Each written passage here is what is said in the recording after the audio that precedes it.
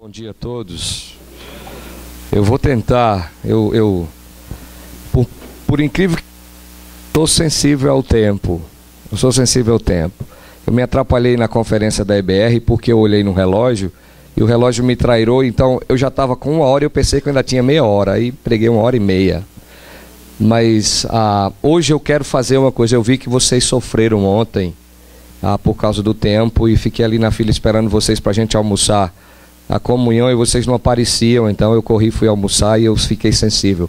Eu vou fazer uma proposta, eu vou cortar algumas coisas logo, eu vou direto e vou dividir. A palestra que eu tinha uma palestra para hoje, um seminário para hoje e outro para amanhã.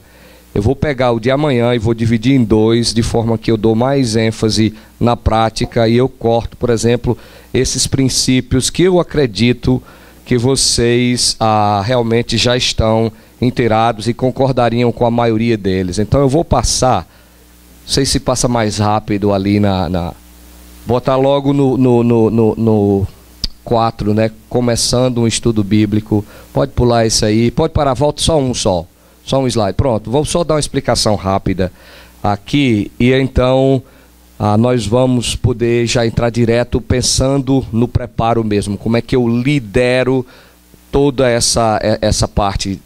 Infelizmente está em inglês, porque eu faço parte da escrita do Plano Mestre do Discipulado. É um livro que está chegando, é coautorado, eu e o John Stewart, lá nos Estados Unidos. A gente espera trazer para cá. E isso tudo está em inglês, a gente está escrevendo em inglês e discutindo e revisando. Atualmente, o Lamplighters, eu estou chamando de luzeiros lá no Ceará, porque lá nós não conseguimos falar com facilidade o povo para falar Lamplighters, então eu estou dizendo luzeiros e o povo está gostando mais e está falando luzeiros. Não tenho nem ainda autorização, mas eles viraram um instituto de treinamento, estão fazendo toda uma facilitação pela internet e todo o material em português será incluído lá dentro também. Nós estamos atualmente em 22 línguas e será incluído em cada língua. Então, se você quer treinar um grupo, você tem toda a facilidade, quer ser treinado de fazer lá mesmo onde você está, tudo online, a disponibilidade. O site foi acabado de criar, o título do site é Disciple, em inglês, usa.org. Aí você vai ter lá discipleusa.org. Como é que eu vou falar em português aqui? Discípulo em inglês, né? discipleusa.org. Aí você vai encontrar lá, já está, e vai aparecer em português. Estamos trabalhando, estamos contratando uma empresa de filmagem aqui também, e em até abril estaremos lá para fazer a parte final toda de vídeos, e tudo isso vai estar em vídeo. Você tem aí na sua mão, eu espero que vocês recebam 2 coisas para eu começar hoje. A apostila, sem ela não tem a mínima graça, nosso seminário hoje. Vai sair? Vai dar certo? Fila para imprimir, né? Então vamos fazer o seguinte, vamos orar para pedir a Deus um milagre aqui, porque todo o seminário gira em torno daquela apostila ali. Ele não foi feito para eu fazer, mas vocês irem fazendo, e já é uma prática para o próprio estudo. Eu vou dar uma explicação rápida como funciona Lamplighters, como funciona o discipulado e o ciclo que a gente costuma fazer. Geralmente a gente começa com o que a gente chama de um open house. Lá, como eu comecei foi interessante, mas veja que eu estava em uma cultura diferente do Nordeste. O Nordeste eu já fiz diferente, mas lá eu simplesmente fiz alguns folders. Então eu espalhei em alguns lugares, cafeterias lá, e eu saí espalhando. Quem tinha interesse ligasse para mim. E aí um desses empresários, o Tim Toll, ele ligou e ele disse: eu tenho interesse, eu tenho alguns colegas aqui que poderiam fazer. E eu digo: então vamos nos encontrar, e conversamos, e daí começamos um grupo, geralmente um café da manhã, dependendo do horário. Eu ofereço o café da manhã, mas geralmente os empresários não querem que um pastor, ainda mais estudante lá, vai querer oferecer, e o empresário quer logo pagar tudo, e bem feito, né? Ele paga, e paga com toda satisfação. E aí a gente começa. No Open House é onde a gente apresenta e faz um compromisso.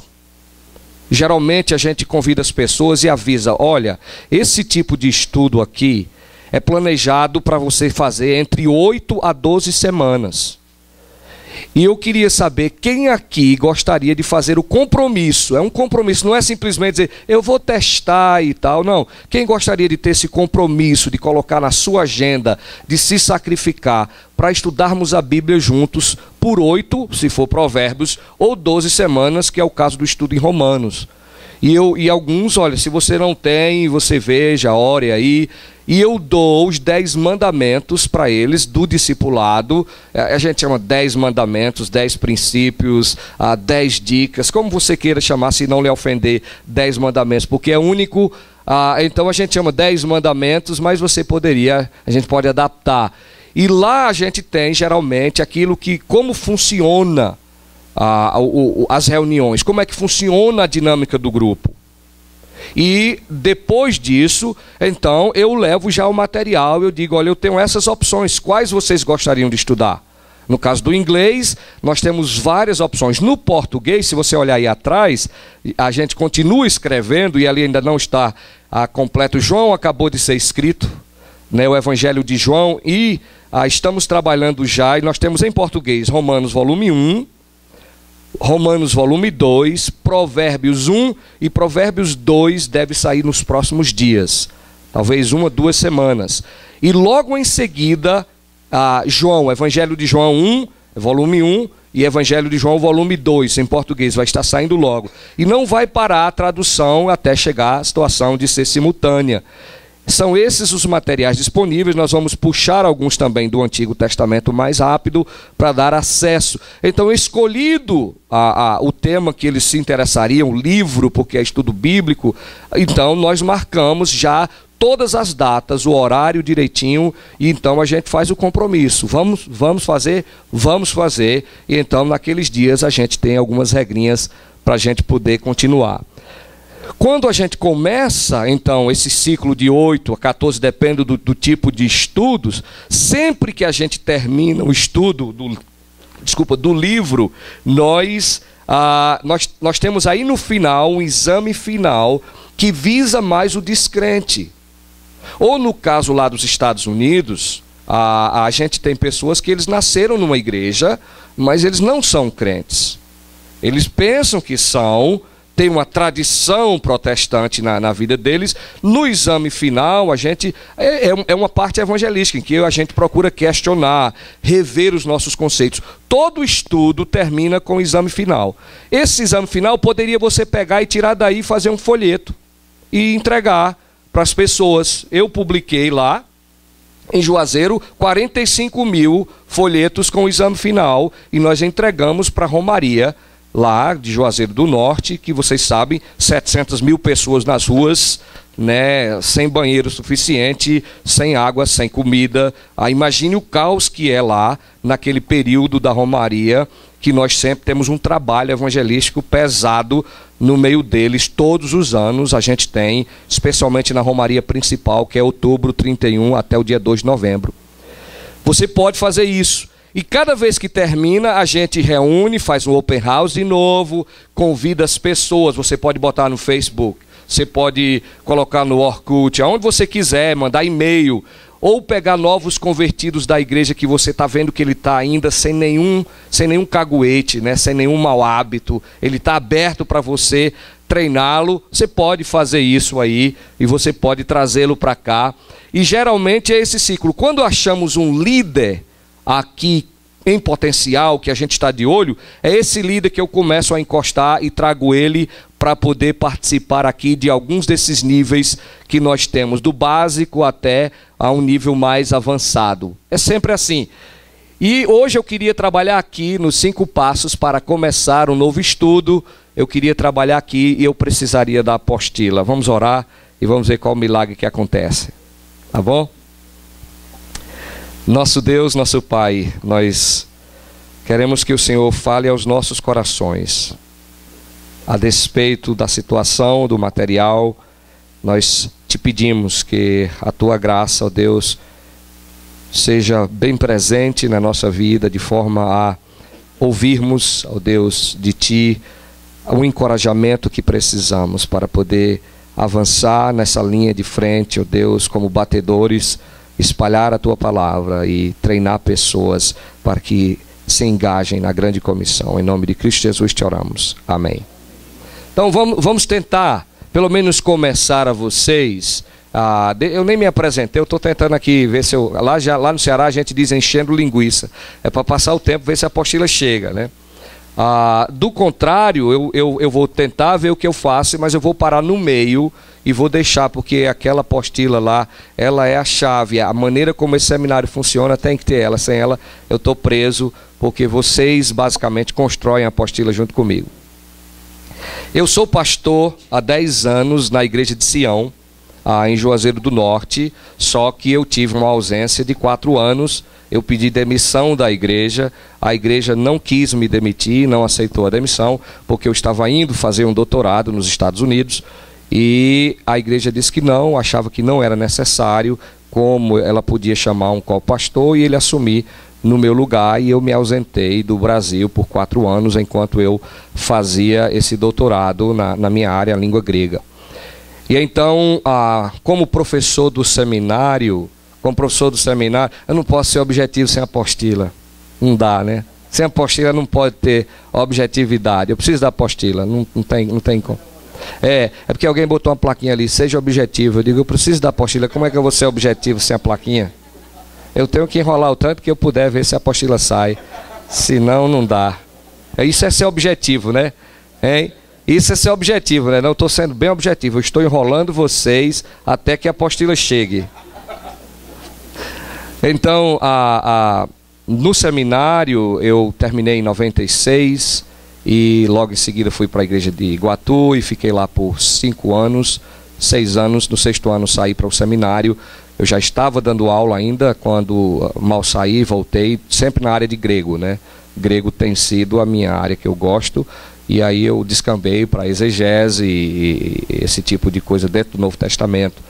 Estamos lá e esse mês passado, mês de dezembro, foi criada a Faculdade Batista do Cariri. Isso não extingue o Seminário Batista do Cariri, ele está lá, ele continuará. O Seminário Batista do Cariri criou uma faculdade teológica com bacharel em teologia, reconhecido pelo MEC, que visa, né, dar aos alunos da faculdade emitir diplomas de nível superior com uma nota 4, foi uma nota muito boa, mas o seminário continua funcionando e só vocacionados estudam dentro do seminário, que funciona pela manhã. Lá no seminário, a gente tem muito mais matéria do que a da faculdade. As matérias opcionais da faculdade não são opcionais para o seminário. Os alunos de fora que querem estudar na faculdade, eles estudarão à noite.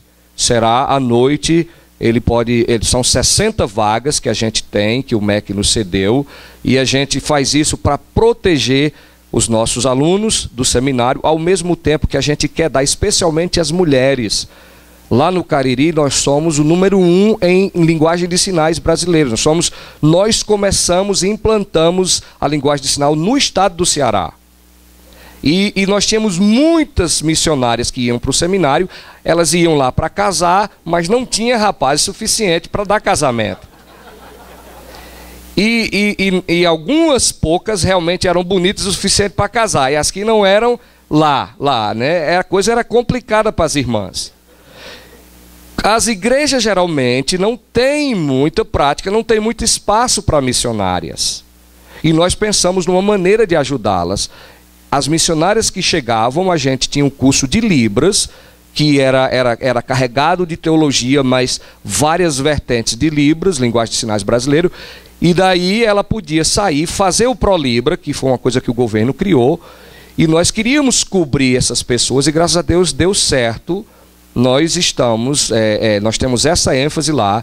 Já demos entrada no MEC para um curso de educação bilíngue, letras libras, e um curso bilíngue, educação libras, e um curso de letras libras. O MEC já aceitou o nosso primeiro pré-projeto, está em andamento para suprir, especialmente pensando nas mulheres.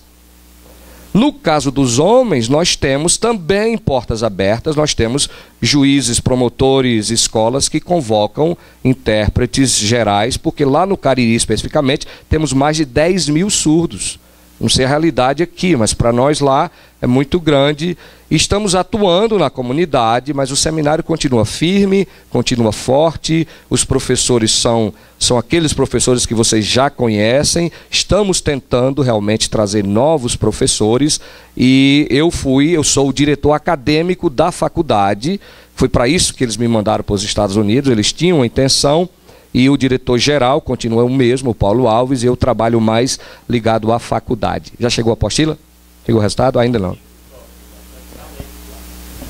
Oh, vamos começar. Ah, só tem 5 completo. Mas antes tivesse, pode dizer a eles, se eles quiserem, que eles podem cortar e só botar os 5 mandamentos e cortar metade da apostila lá, e imprime para amanhã. Seção 4, só os 5 mandamentos, se você abrir aí, metade, o restante pode deixar para amanhã, dá tempo. A gente não vai conseguir nada aqui, né? Aqui, pode pegar. Eu queria aproveitar e antes de encher linguiça diferente aqui, eu acho que ficaram, linguiça paulista, ficaram algumas perguntas de ontem, né? Eu mesmo gostaria de ter feito algumas perguntas que não houve tempo. Então vamos aproveitar, né? Uma pergunta, você chegou a falar o número de pessoas ideais para um grupo. Qual seria o número? O sistema foi pensado por alguém que passou por muitos anos nessa experiência, inclusive fundando igrejas e trabalhando com pequenos grupos. O número é de 1 ao máximo 12. Passou de 12, como cada capítulo foi feito para 1 hora, quando se passa de 12, a discussão é um pouco mais abrangente e complica. 12 já é difícil se você tiver algum tagarela. Né? Se tiver Tiago Tagarela, não estou me referindo a um Tiago específico aqui, mas é o nome fictício, né? O Tiago Tagarela, se ele estiver lá, ele vai tomar o seu tempo e toda hora você vai ter esse problema. Então, de 1 a 12, no máximo. O ideal que eu tenho notado, grupos entre 5 e 8, as atividades e a participação tem sido formidável. Pequenos grupos acontecem no bairro. Algumas igrejas, elas usam a igreja, outros acham uma cafeteria, um lugar em alguns restaurantes que tem separado, e eles se reúnem lá. Alguns empresários, nós temos um empresário em Juazeiro, que ele é dono de uma empresa de sapato, ele faz lá mesmo na fábrica, ele divide os funcionários dele, e ele faz lá mesmo, ele tem mesa, geralmente é em torno de uma mesa, que cabe 8 até 12, cada um ali no seu cantinho, ele divide em grupos. No caso nosso, da Igreja de Sião, uma igreja que eu falei, num bairro pobre, sem uma estrutura física, nós temos 3 grupos que se encontram debaixo de um pé de mangueira. A gente coloca as cadeiras ao redor, debaixo do pé de manga, só vigia porque algum pezinho de manga é grande, às vezes cai uma, né? Mas é debaixo de um pé de manga. Para você ter ideia, é bem maleável.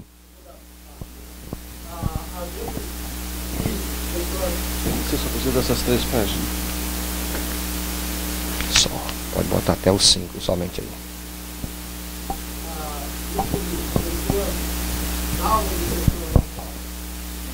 Como a discussão é simples, geralmente a gente gosta de grupo misto.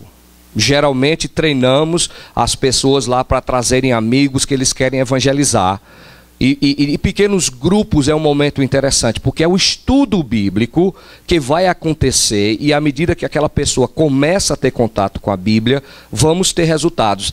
Sim, e no final, aquele exame final que eu me referi, esse exame final aqui, ele visa muito mais o descrente do que o crente. Ele já vem lendo a Bíblia, e o descrente, então, no exame final, a gente começa a ter uma conversa mais direta. Uma vez que ele tem que responder lá, né? Quando fala de Cristo como Salvador, então você tem a convicção de que se você partisse agora, você estaria com Cristo. Ele vai duvidar. Quando ele duvida, ou ele diz, bem, eu não sei, nós então entramos diretamente no evangelismo nessa ocasião aqui, porque preparamos o terreno. Geralmente gostamos que seja misto, não visa só o descrente. Porque geralmente a gente pensa que evangelismo é uma coisa e discipulado é outra coisa. Eles são só os dois lados da mesma moeda. Se você segmentar, e nós temos feito às vezes isso, a gente vai ter algumas distorções.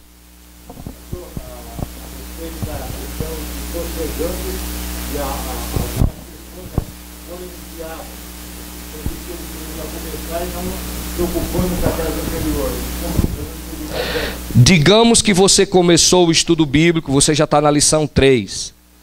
Você tem um número de 5 pessoas.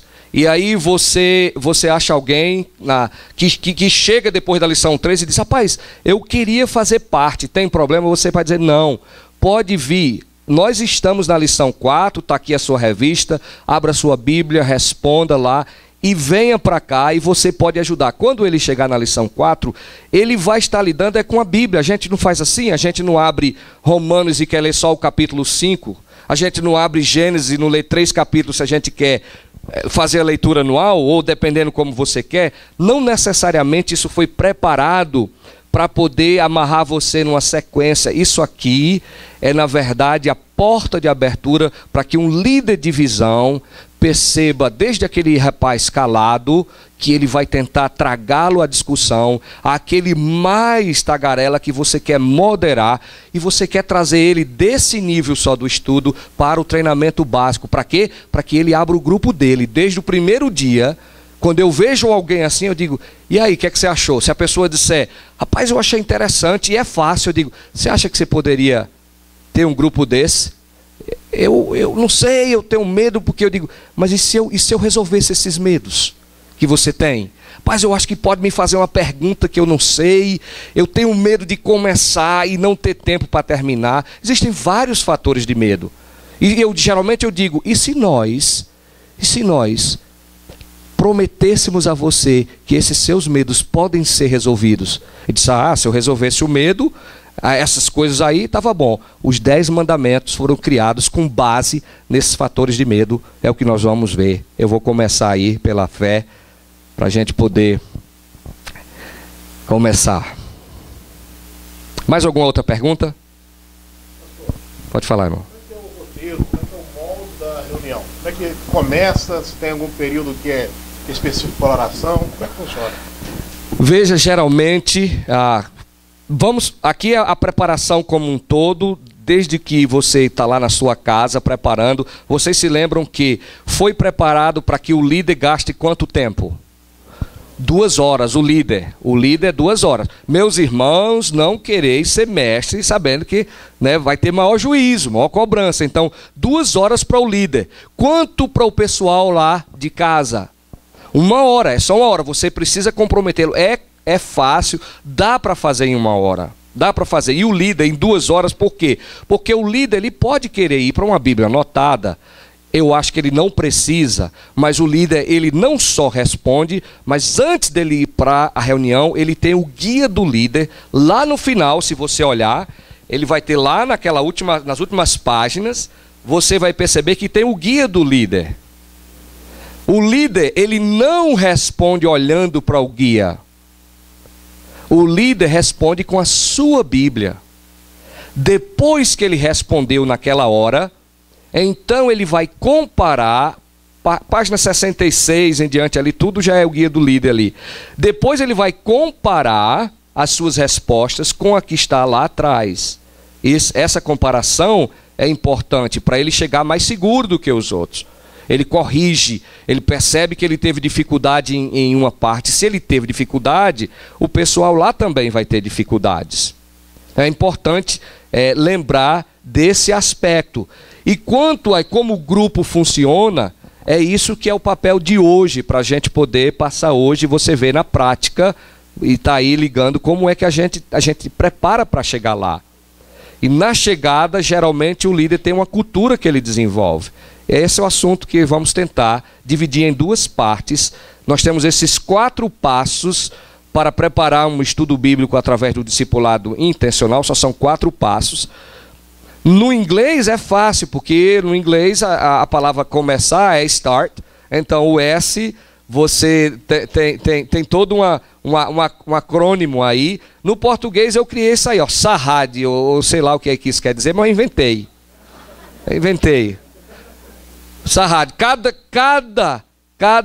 tipo um acróstico, né? Cada letra dessa, ou dupla de letra, vai ter um significado. Por exemplo, quando eu digo Sahad, a primeira parte, o S e o A, antes de você chegar e começar, se é o discipulado é intencional, não é acidental, você já sabe que antes de eu abrir e me debruçar na palavra de Deus, eu preciso orar, suplicar e agradecer a Ele pela oportunidade que Ele me deu de crescer na sua palavra e de transformar outros. Então sempre comece assim, com súplica e agradecimento. Você tem aí a apostila para você preencher aqueles que já receberam súplica e agradecimento. Amanhã então a gente revisa, eu vou tocar para frente. Eu só abrir aqui e ver aqui o tempo. Então vamos lá. Segunda coisa, você está dentro de casa aqui, viu? Você está no seu quarto, no seu gabinete. E você está com um livro, você está com a sua Bíblia. Se você observar, não tem um versículo bíblico dentro de nenhum livro de luzeiros, de lamplighers, não tem nenhum versículo bíblico que está escrito lá. Por que isso? Porque quando nós pegamos um livro que já tem a Bíblia escrito nela, nós vamos abrir a Bíblia para verificar se está escrito correto? Geralmente o livro substitui a Bíblia e você não está discipulando alguém intencionalmente. Você quer fazer com que aquela pessoa se familiarize com as Escrituras. Ela adquira o hábito de poder abrir a Bíblia. Então não tem uma referência escrita. Por quê? Porque quer jogar você para a Bíblia. Você vai na Bíblia 500 vezes e você olha o versículo e você volta e aqui você só tem a referência. Você não tem nada transcrito da Bíblia, não tem um. Você não vai achar um versículo aqui no material escrito, porque se você escrever aqui, como alguns livros de discipulado tendem a fazer, eles substituem a Bíblia e acaba virando um clube do livro, mas não é discipulado intencional. Não está lidando com a Bíblia. Então, o segundo R aqui, depois que você ora, suplica, agradece a Deus, você move para poder responder as questões. Aí no capítulo 1, abra aí para você ver, em Romanos, se você tem, o cenário histórico. Você tem a parte da introdução que a gente lê para se familiarizar, mas aí na página 7 do livro de Romanos, geralmente ele começa assim mesmo, é um estudo dando uma introdução simples, ele capta, ele tem um talento de escrever de forma simples. Eu não tenho esse talento, eu não sou tão expert nessa área, eu tenho que melhorar muito, mas ele capta bem. Observe que quem lê tudo é o líder. O líder é aquele que lê o material que está aqui. Agora, o líder não responde, a menos que ele ache que é necessário. E ele vê que alguém não acertou, ele vai amorosamente, cuidadosamente, apontar a resposta porque os outros não conseguiram. O líder lê, então ele diz, quem Deus usou para escrever o livro de Romanos? É simples, mas a gente não faz com que o cara diga logo, Deus usou Paulo. A gente diz, vai lá na Bíblia, abra, vamos deixar a Bíblia aberta, vamos adquirir hábitos. Não se adquire hábitos assim instantâneos. Então parece que é simples, porque você está pensando em você, no seu preparo. Mas pense no outro, no novo convertido, em alguém que passou 20 anos de igreja, nunca teve coragem de ir lá na frente, alguém que nunca falou, alguém que nunca orou. Então lá na questão, lá a gente não é um grupo de oração, no sentido de que, vamos lá, alguém tem algum pedido? Não é assim que a gente faz. Nós oramos uma única vez para começar, a outra para encerrar, e nós não fazemos pedido de oração. Isso a gente faz na igreja. Agora, se você quiser, eu faço assim, eu tenho geralmente mensagens semanais, onde eu digo o grupo, alguém gostaria e tem aí algum pedido específico para que eu espalhe para o grupo? No caso, eu tenho uma secretária e ela faz isso, ela comunica, olha, fulano, a gente tem oração, mas não durante o estudo. Durante o estudo é estudo da Bíblia, estudo bíblico. Se começarmos a partilhar oração e só temos uma hora, o que acontece? Tem gente que não sabe pedir, dizendo assim, olha, eu vou pedir oração por minha saúde, porque antes de ontem eu comi um negócio, eu fui parar no hospital e de lá, e vai contar uma história que é um livro. Não é um grupo de compartilhar oração. A gente ora para começar, quando olha no relógio, geralmente eu tiro o relógio e eu ponho bem na frente, para que primeiro dê segurança a eles. Quem está lá sabe disso. Rapaz, ele está preocupado com o horário, e isso é bom para eles. Eles têm segurança quando eles vêm. Ele vê que você está sensível ao tempo. Você responde em casa, então você está em casa, você vai responder todas as questões. Você lê o texto e é indutivo. Você lê o texto e volta para a pergunta. Depois que você responder, você viu que a primeira, você começa como o SA, súplica e agradecimento. Ore a Deus, agradeça por isso. Ore pelos participantes. Se tem descrentes, ali é a hora de você orar, lá na sua casa, no seu gabinete, especificamente. Segundo o R, você responde a questão. Você não vai para o guia do líder. Você responde a questão, mas não faça aquele negócio de estar lá no guia do líder já. Você só teve 5 minutos e você vai lá para o guia do líder. Não. Faça o primeiro esforço, você e a Bíblia, para você pensar, para você raciocinar à medida que as perguntas vão se tornando um pouco subjetivas. Eles vão perguntar o que você pensa sobre isso, o que você acha daquilo outro. Esse tipo de pergunta é subjetivo, é para fazer o crente pensar, amadurecer na vida dele. Acho que eu pulei alguma coisa aqui.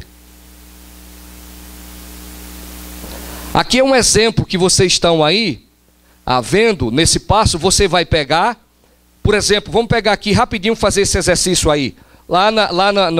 No capítulo 1, número 2, você tem exatamente isso. Muitas cartas antigas foram ditadas a um secretário ou amanuense. Certamente alguém vai perguntar, e o que é amanuense? O secretário já dá uma pista, mas pode ser que alguém pergunte. Que anotava as palavras da carta. Muitas vezes, outra pessoa que estava viajando para a região dos recipientes levava estas cartas e as entregava pessoalmente. Frequentemente incluía uma palavra de recomendação sobre o portador da carta, para introduzi-lo com o propósito de achar alojamento ou mesmo um emprego, uma hospedagem, o que quer que seja. Você que se preparou, se você é uma pessoa que quer acrescentar uma informação ou pouco, acrescente, mas não exagere, porque senão você vai tomar o tempo inteiro. Aí tem a primeira pergunta, você pede à pessoa, vamos abrir lá para Romanos capítulo 16, verso 22. Geralmente é assim mesmo. Alguém poderia ler, teria um voluntário para ler Romanos 16, 22?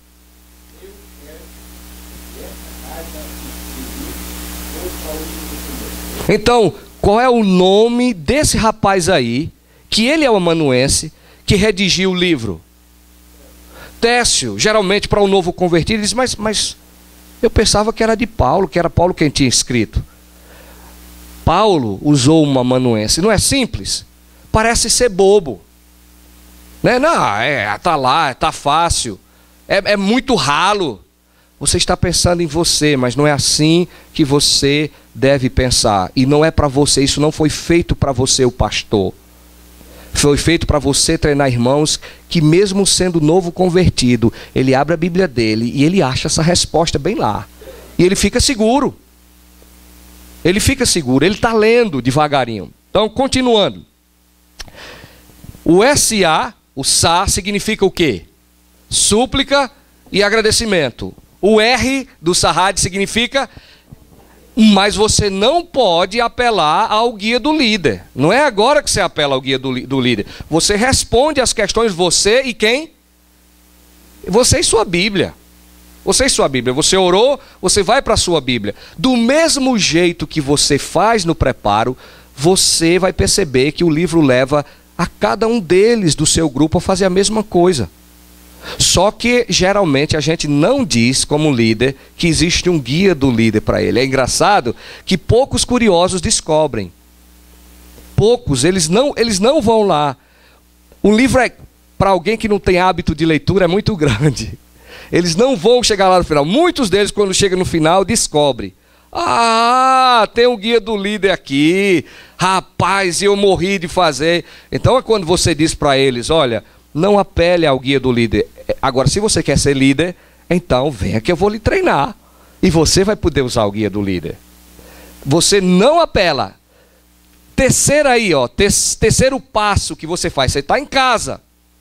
Depois que você respondeu, agora sim você vai para o guia do líder e você então compara aquela resposta que você deu com a resposta do guia do líder. O que eu faço, geralmente, eu uso um grafite, uma caneta ou duas cores para eu realmente também ter noção de qual foi a minha resposta e o que é que tem lá no guia do líder, para eu distinguir, a fim de que eu não queira assumir o que era a resposta do guia do líder como minha. O que eu vi, eu anoto com uma cor. O que eu acho no guia do líder, então, quando eu estou revisando, eu tenho uma outra cor até para eu me guiar nessa questão. Eu reviso depois, eu vou usando cores diferentes, a fim, e agora você tem liberdade de fazer o seu método, não é uma coisa medo-peça aqui, não. Se eu escondesse esse negócio aqui, como é que eu escondo aqui? Mas se eu escondesse isso aqui, né, e eu perguntasse a você, nós temos 4 passos para nos preparar para o estudo bíblico. E eu usei esse acrônimo SAHAD.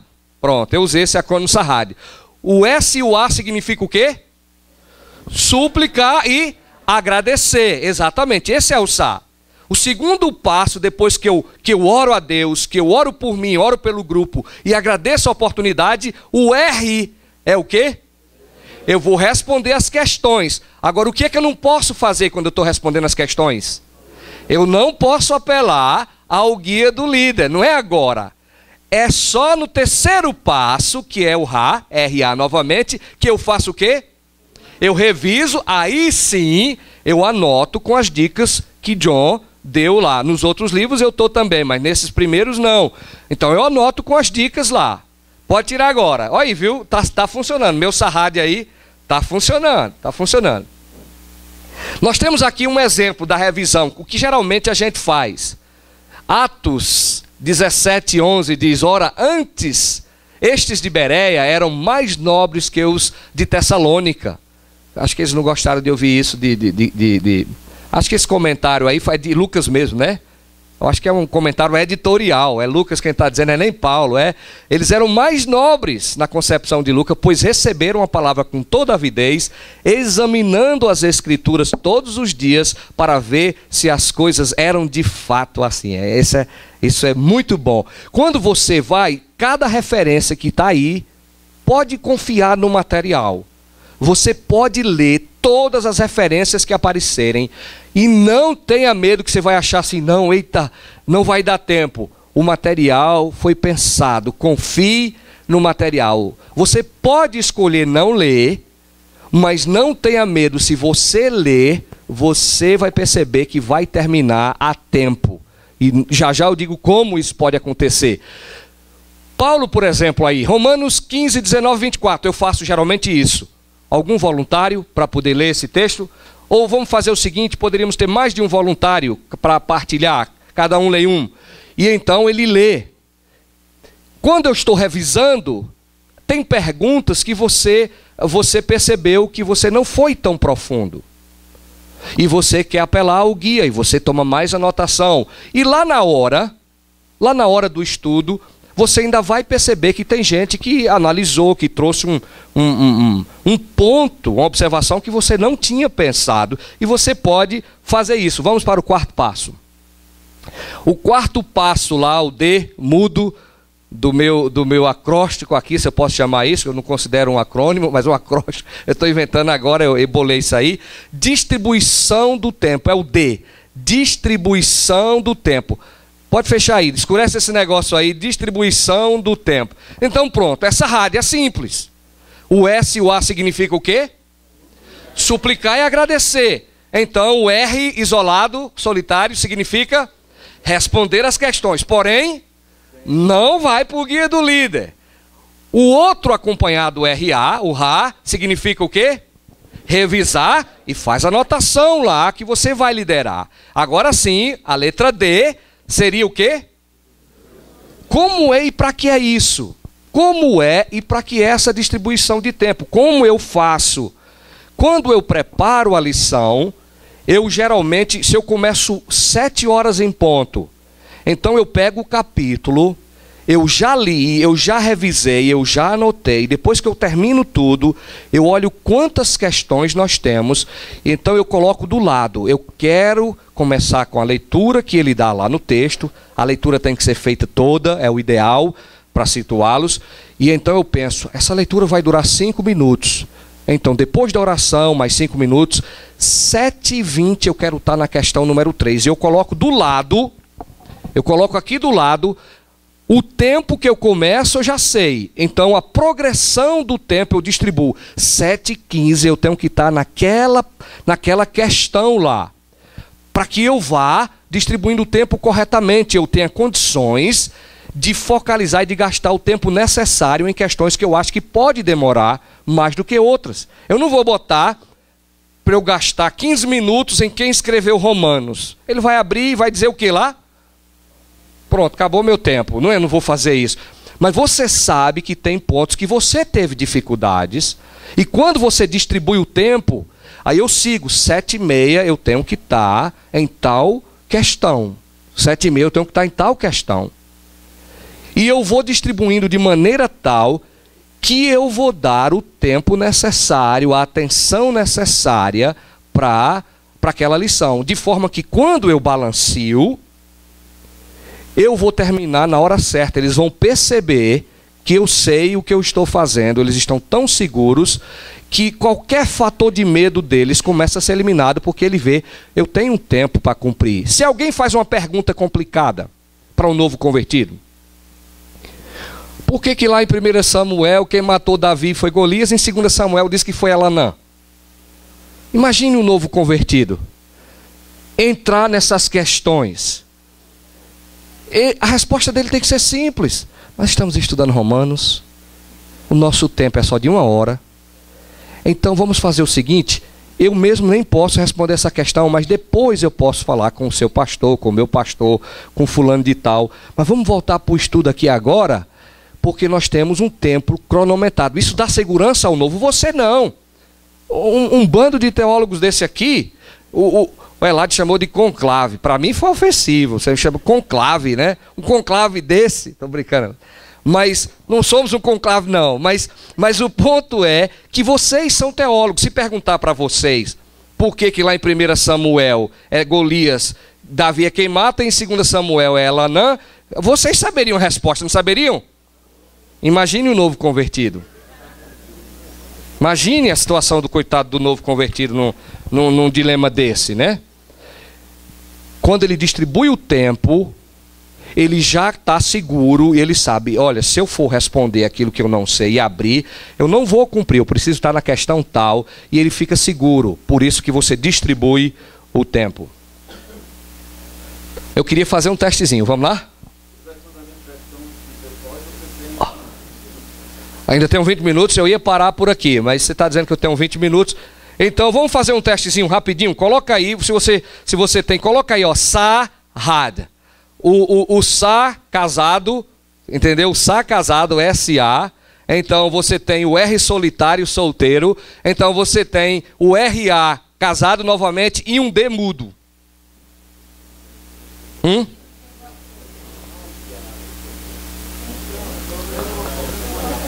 Os 10 mandamentos não chegou ainda, não? Alguns têm. Está tudo aí naquela primeira, mas nem todo mundo tem. Nem todo mundo tem.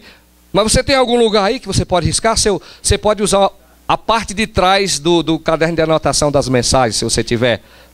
Coloca aí, ó. O Sa significa o quê? Sa.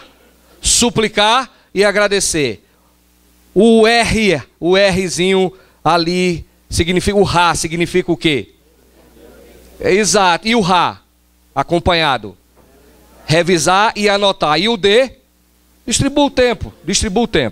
Veja como é que essa distribuição de tempo, esse tempo de preparo vai lhe ajudar. Imagine, existem vários fatores de medo comum que um novo convertido, alguém que nunca foi da liderança, não precisa ser novo convertido, basta querer ser líder. Você quer que ele seja, mas ele morre de medo. Esses 10 mandamentos aqui, eles são princípios aprovados para a liderança de pequenos grupos, que têm sido usados para treinar milhares de crentes a liderar um estudo bíblico discipular que muda vidas. Não foi uma coisa que alguém que não praticou e não viveu inventou, não. Ele apanhou, ele teve dificuldades. E hoje lá nos Estados Unidos, esse grupo de estudo ele está em todas as costas. Recentemente tem sido procurado por todas as igrejas, até luteranos, até a igreja luterana conservadora. Existe uma igreja luterana lá no estado de Minnesota que é crente, até eles já foram procurados. Eles querem usar a Bíblia, eles querem ser treinados. E as igrejas da Convenção do Sul e um grupo de igrejas hispânicas lá da Califórnia também estão agora envolvendo. São 10 mandamentos. Espero que você não sinta ofendido essa palavra 10 mandamentos, por falta de talvez uma outra melhor, mas talvez por analogia pode ser que ajude você a memorizar. Ali já foi falha da minha tradução, tá vendo ali, ó? Rule, tira aquele rule ali que eu esqueci de deletar. Ele não está aí. Você esconde ele aí, aquela regra ali não serve para nós. Então, olha aí, tá tirando aí, ó. Então, quando você vai ver, por exemplo, faça o seguinte, você está com material aí? Tem aqueles quadradinhos aí na folha seguinte, aí você tem aquela parte que tem uns quadradinhos que tem umas carinhas, você tem um quadradinho aí, vazio. Tá vendo aí, ó? Tá aí, ó, nessa última folha. Vamos ficar indo e voltando, mas eu sei que você é melhor do que eu, mas imagine uma lupa. Eu geralmente penso assim, quando eu vejo uma lupa, eu lembro de, como é o nome do grande detetive inglês lá? Sherlock Holmes. Eu penso nele. Ele está lá com aquela lupazinha, né, elementar, né? Ele está lá olhando e ele está procurando, focalizando em coisas. Geralmente, como você é o líder, a gente pede para a pessoa no treinamento ela desenhar uma lupa. Ela desenha uma lupa e a regra ali é chamado de foco. Ali é a regra seguinte. Não bote agora não. Não escreve agora não. Essa regrinha aqui, a primeira regra, quando eu vejo a lupa, eu penso em Sherlock Holmes. Quando eu penso em Sherlock Holmes, eu penso numa piada. Posso contar? Contar. Eu vou cumprir o horário. Fizeram lá um movimento na Europa para escreverem uma série de coisas sobre elefante, né? E basicamente tinha selecionado de alguns países, tinha um americano, né? Tinha um alemão lá, e tinha o britânico e o brasileiro. Marcaram o dia depois de escrever sobre o assunto, para todo mundo trazer, marcar o horário direitinho. O alemão chegou com um carrinho de mão, lotado, aquele monte de página lá, e o título, Pequena Introdução sobre Elefante. Ele chegou 10 minutos antes. Pequena introdução. Na hora certíssima, o britânico chega e ele então apresenta, né? Paquiderme, uma análise e avaliação. Ponto. O americano já estava do lado e ele tirou dentro do bolso e disse, e cadê o seu? Ele tirou um negocinho desse tamanho, ele disse, tudo que você precisa saber sobre elefante. Tudo, estava aqui. 40 minutos depois, o brasileiro chega na porta e vão abrir, e ele diz, qual era o tema mesmo, hein? Qual era o tema que a gente era para discorrer? Isso descreve um pouco da nossa cultura, mas o ponto aqui, eu acho que é, você precisa pegar e botar essa regra, eu chamo assim, horário britânico. Eu não tenho outra maneira de lembrar. O que é que essa regra quer dizer? Que o líder do grupo, mesmo sendo brasileiro, ele não pode chegar 40 minutos depois. Ele tem que chegar pelo menos 10 minutos antes de começar a classe. Ele chega, geralmente ele prepara, ele verifica, ele tem um tempinho de abrir a sua Bíblia ali, ele tem um tempinho de orar, 10 minutos. Na hora que o primeiro participante chega, eu tenho o primeiro contato visual, eu olho no olho dele, eu saúdo a ele, eu digo, e aí, teve uma boa noite, como é que tá? Aí a gente vai chegando um outro e eu vou tendo contato com ele. Eu vou recebendo, eu vou olhando no olho, eu não baixo a cabeça para ele, eu chego 10 minutos pelo menos. Pelo menos. Então eu chamei de horário britânico, mas eu botei o alemão para chegar 10 minutos antes, né? Poderia até seguir, mas siga esse horário britânico. E quando você vê essa lupazinha, lembre-se de Sherlock Holmes e lembre, o líder precisa claramente chegar pelo menos 10 minutos. No futebol americano era fácil. Um técnico chamado Lombardi, né, ele dizia, se você não chega 10 minutos antes, você vai estar 10 minutos atrasado. Então, Lombardi, ele era famoso, ele tinha, até nos Estados Unidos tem uma expressão, né, Lombardi time. Essa é boa, faz sentido. Mas o britânico serve para nós aqui nessa adaptação simples. Vamos lá. Segundo mandamento. Esse é o horário britânico. O segundo mandamento. Agora aí é com vocês. No número 2 aí, se você tiver na outra página, você vai e desenha aí, nessa partezinha número 2, desenha aí um caboquinho assim com um zíper. Já tem aí já? Então é trairagem, eu errei, foi tudo. Eu botei para vocês aí, ó. Depende da página que você tá, né? Talvez foi grampeado errado. Se não copiar, se não botar as páginas certas, na verdade é assim, eu vou dizer para vocês, é para estar em branco. Você pede o participante para ele desenhar esse cara aí com a boca, com o zíper. Eu botei o nome dessa regra aí, esse nome aí agora é de autoria minha, eu chamo de o mandamento zíper. Eu falei fechiclé, né? O zíper. O que é que esse eu não sei se isso existe, mas é assim que a gente chamava lá para nós. Veja que tem o i também no sotaque, no interior da Bahia. É o zíper. Exato, era chamado assim. Essa regra zíper, você precisa treinar o grupo a entender que está tudo bem em discordar. Está tudo bem em discordar, mas que eles nunca devem ser deselegantes. Tem gente que não sabe discordar. E eu boto a regrinha que é necessário você fechar a boca. Você tem assunto, é claro que nós temos muita coisa na Bíblia, mas não acredito que a interpretação da Bíblia é tão madura assim e tão completa que a gente não tem pontos de discordância. E quando o assunto é pessoal, são opiniões, você tem que treinar eles que eles podem discordar. É normal discordar, no grupo tem que ter essa cultura. Mas você pode discordar ainda assim respeitando as pessoas, sem ser aquela pessoa desagradável, aquela pessoa que é deselegante, né? Não é isso aí que você está pensando, não. Você está completamente errado. Não é assim, né? E você começa a dizer, gente, olha, aqui a gente tem direito de discordar. Agora vamos sempre lembrar, respeitando, vamos tomar cuidado para a gente não confundir e não ter nada pessoal. Qual é o primeiro mandamento? Horário britânico. O que é que a gente faz nele? O líder faz o quê? 10 minutos antes. E ele chega para quê? Ele vai olhar, vai arrumar as coisas, ele quer receber lá as pessoas. Ele não é aquele que chega correndo, já está todo mundo lá e ele está 1 minuto atrasado e ele vai com aquela pressa. Não, ele faz de tudo. Se é discipulado intencional, até no tempo você precisa discipular aqueles líderes que você quer preparar. Segunda regra, o caboclo com o zíper quer dizer o quê? A regra, o mandamento zíper, né? Isso significa o quê? É possível, né? Treinar o grupo, que é possível você discordar, sem, no entanto, ser uma pessoa deselegante. Você não precisa ser essa pessoa deselegante, né? Esse tipo de pessoa. Tá aí ela. Lá no 3, se você não tivesse aí, né? Geralmente isso aí é um livro, é um material que é para ser paralelo. Lá no 3, ali naquela partezinha do 3, você vai desenhar ali, eu até esqueci agora o que é que eu botei ali no 3. Acho que eu botei um rapazinho com a mão assim, não é isso? Ali é voluntário. Ali é voluntário, né? Quando você pede... Para a criança é fácil, né? Você treinar na escola, você sabe, você faz uma pergunta, tem um monte de mão levantada. O adulto não, mas a criança...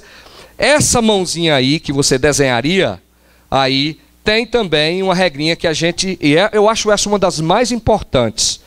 E eu vou terminar aqui com essa e a gente deixa para depois. Eu vou terminar na regra número 3. Essa regrinha eu chamo voluntariedade.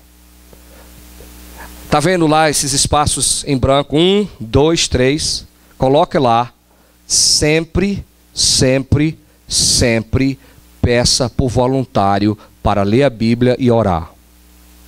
Eu vou lhe dizer o que já aconteceu uma vez na minha experiência. Eu nem sabia que essa pessoa tinha problemas. E eu pedi a essa pessoa para orar. E ela saiu do recinto, não orou e não voltou mais nunca. Eu fui atrás e ele disse que eu o humilhei na frente de todo mundo. Não teve perdão. Eu tentei explicar que eu não sabia do problema. Eu tentei fazer de tudo, mas ele disse: você quis me humilhar. E ele não voltou. E eu não sei onde ele está hoje. Mas a regra do voluntariado está incluindo descrentes. Está incluindo descrentes. Você vai ter descrentes no grupo. Geralmente eu não conheço descrente que ousaria a fazer uma oração, geralmente. Mas se você, talvez, pedir, você pode constranger alguém, ou aquele que está visitando e ele não é crente, ele vai entrar em pânico. Se ele pediu fulano para orar, e se ele me pedir para orar, eu não sei.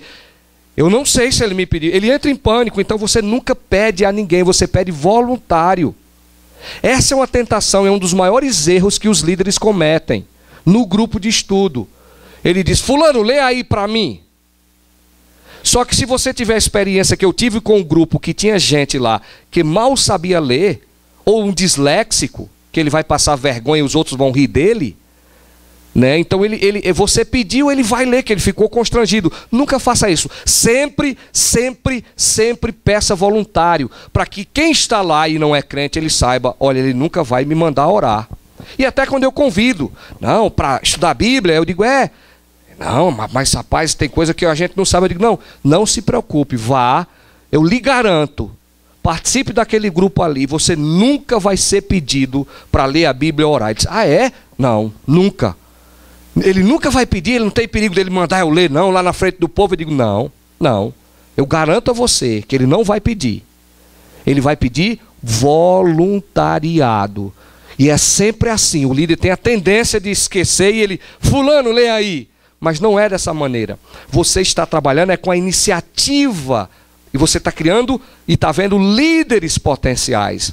Quando você diz um voluntário, você começa a perceber a liderança, o líder, pelo passo que ele quer sempre dar na frente. Ele vai ler. E quando você faz uma pergunta, você percebe que a resposta dele é sempre assim, aquela resposta que contribui. E você vê uma pessoa daquela, você quer trazê-lo para ser um líder. Vamos revisar as 3 regrinhas até agora. Só os 3 mandamentos até o momento. O primeiro, a lupa de Sherlock Holmes. Significa o quê? Horário britânico. O cara lá com o zíper na boca. É o zíper. O que é que essa regra quer dizer? Você diga para o grupo: gente, podemos ter opinião aqui divergente, mas podemos manter o respeito, e é importante manter o respeito. O caboclo lá com a mãozinha levantada, qual é a regra? Voluntariado. Isso quer dizer o quê? Sempre, não. Sempre faz o quê? Peça por voluntário para ler a Bíblia e orar. É sempre assim. Isso parece uma coisa restrita, mas isso é o que resolve os fatores de medo para o novo convertido, para quem precisa. Está aqui, paramos no 3. Vamos resolver isso hoje para amanhã a gente ter um pouquinho mais de dinâmica. Eu agradeço aí a bondade de vocês e a paciência.